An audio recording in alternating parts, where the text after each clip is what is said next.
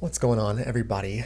I'm coming at you today with, I guess, a podcast style video. Study with me, ramble with me. Got back from pickleball with some friends.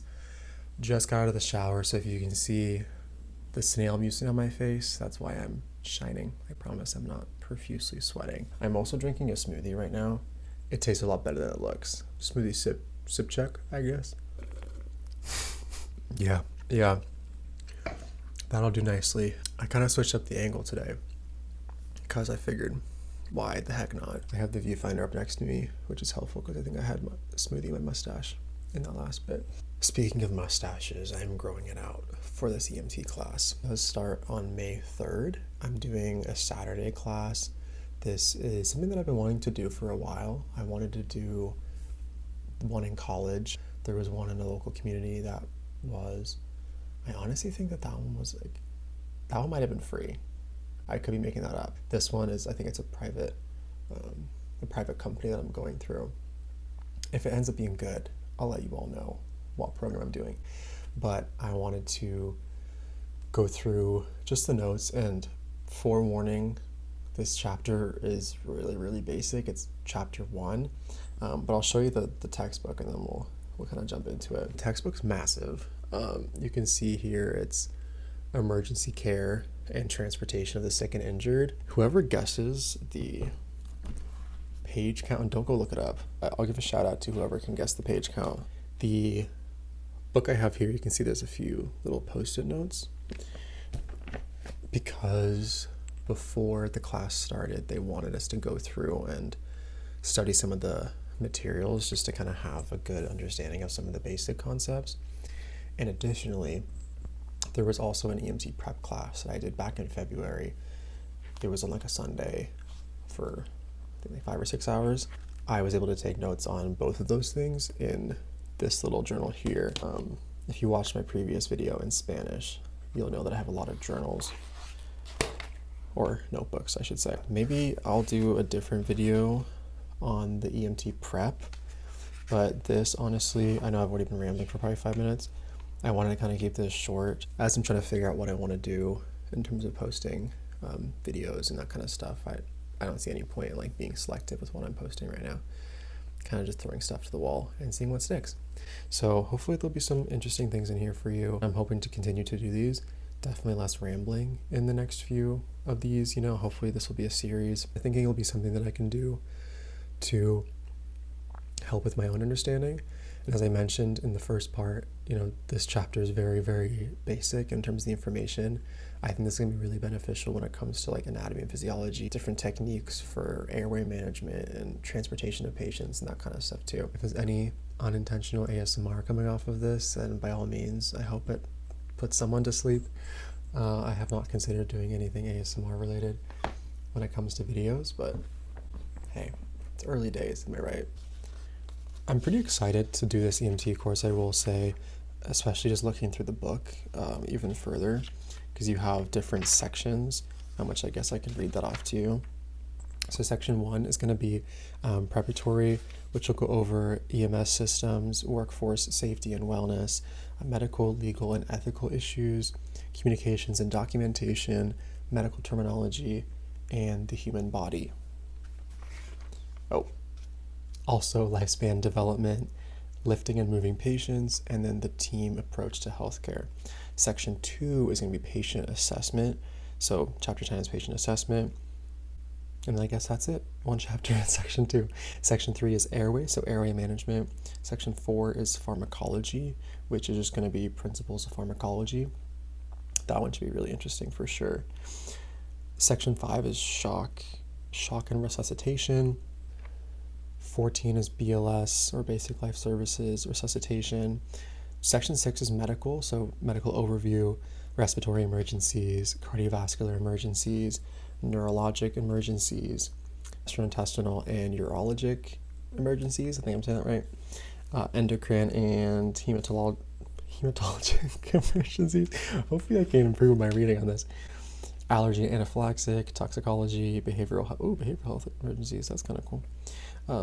Gynecologic, okay. Emergencies. I promise I know the root words. but I don't know the ologic, whatever. Section 7 is going to be trauma. So trauma overview.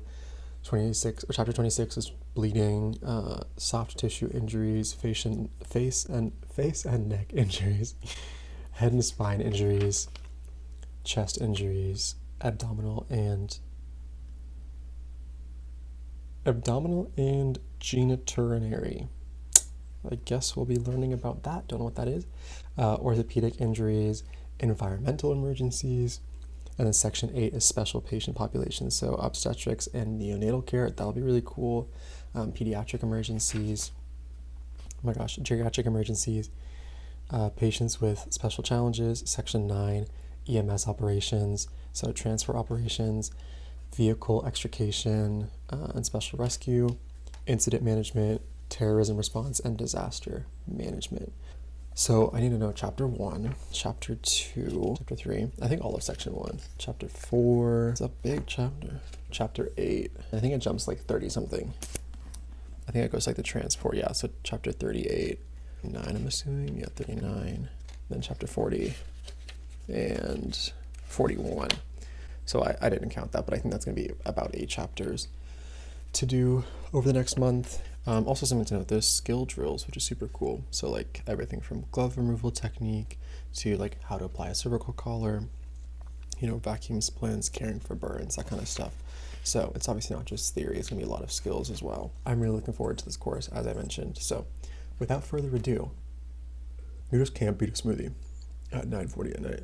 Last thing I will say before I get started is that if you're looking for a skincare routine or a smoothie recipe, let me know. I can probably post those on TikTok or something.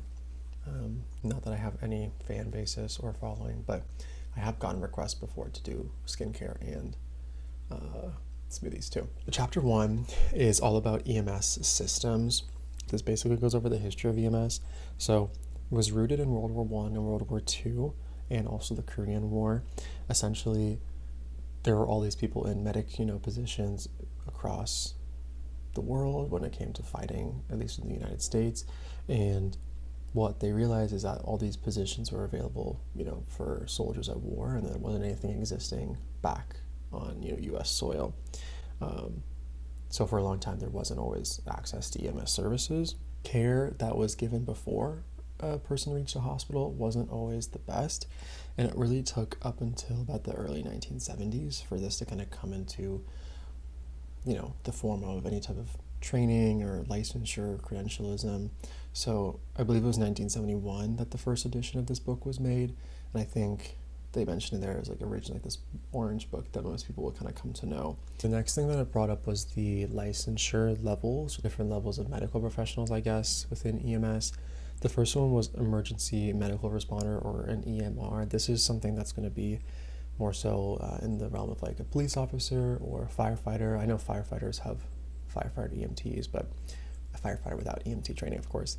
Ski patrol, a lifeguard, that would be all considered EMR. The next level up is going to be the EMT, which is the emergency medical technician. So they're going to have the ability to, as I mentioned earlier, do some airway stuff, administer very few medications, but typically have a good understanding of basic life-saving techniques. Basic life support is what I meant to say. Because the next level up is going to be an AEMT, which is an advanced EMT. They will have the advanced life support. So advanced airway management, types of IV therapy or intravenous therapy. And then they'll be able to administer specific types of medications. And the next level after that is paramedic.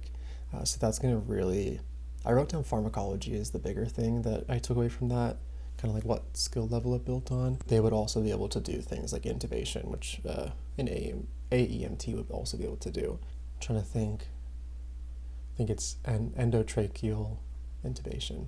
The next thing I wrote down was the kind of overarching national organization, which was the NHTSA, which is the National Highway Traffic Safety Administration. So typically that's where all the guidelines stem from. So I also forgot to mention that there is kind of a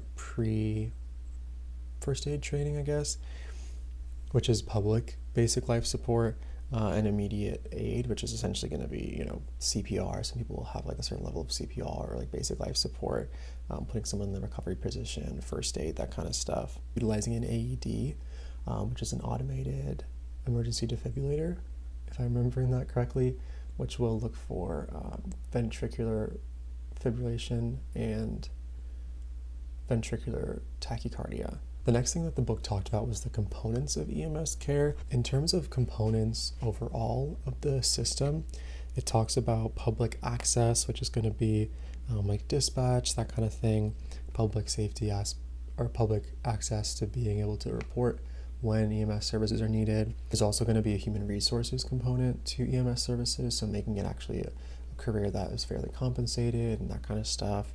Medical direction is essentially going to be oversight by the physician. So every EMS service will have some sort of oversight by a medical director, which would be like a physician. They can offer you stuff over the phone, which is more like a direct, obviously like phone, whatever, radio, be more direct version of medical direction.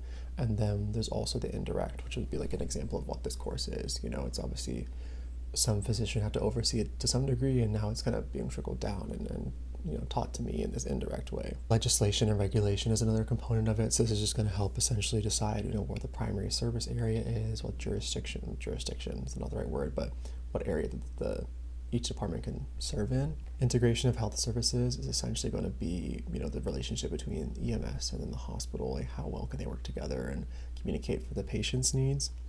There's also another really interesting one, which is mobile integrated healthcare, or MIH. This is going to be connected to like community paramedicine as well. So essentially, the mobile integrated healthcare is going to be providing access to folks who probably don't have access otherwise, which is really cool. And then there's the community paramedicine is kind of extending the preventative care. So people who are health professionals can be in communities where they can let people know really basic first aid preventative information, how to prevent getting a common cold when it's winter time, or wearing a helmet, that kind of stuff.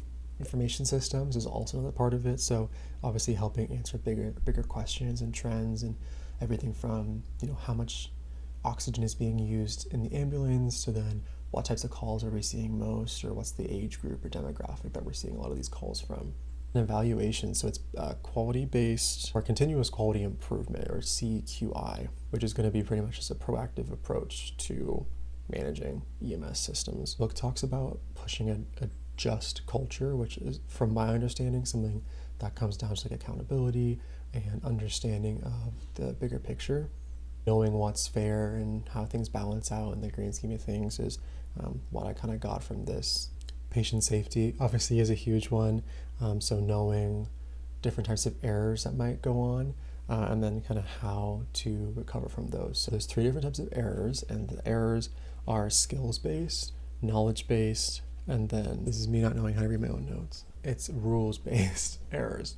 Example of a rules-based failure would be the different types of levels. For example, is an EMT allowed to do intravenous therapy?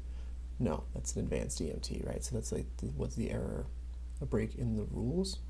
An example of a knowledge-based error or knowledge-based failure would be not understanding the information about a medication that's being provided, or not knowing why a certain treatment is being done, or that a certain form of transport is being done. Skill-based error would be something like if you don't know how to use an AED, or if you didn't know how to take someone's blood pressure, that kind of stuff. Those are, skill-based failures. There can also be environment-based failures as well, but they didn't really go over that too much. They basically just had to take your time and be an advocate for the patient, which would make sense. Next component of EMS care would be system finance. So it really talks about HIPAA here, which HIPAA stands for Health Insurance Portability and Accountability Act, which basically just protects information of different patients. And then education systems, so obviously being responsible for learning, and even when you get your licensure for any of these different levels, being on top of new research and new information and how to best care for your patient. Prevention in public education is another one. So this is going to be, as an EMT, how do you focus on prevention within your community, that kind of stuff, because healthcare isn't accessible to all. So being able to kind of help people understand what ways they can be preventative when it comes to that stuff.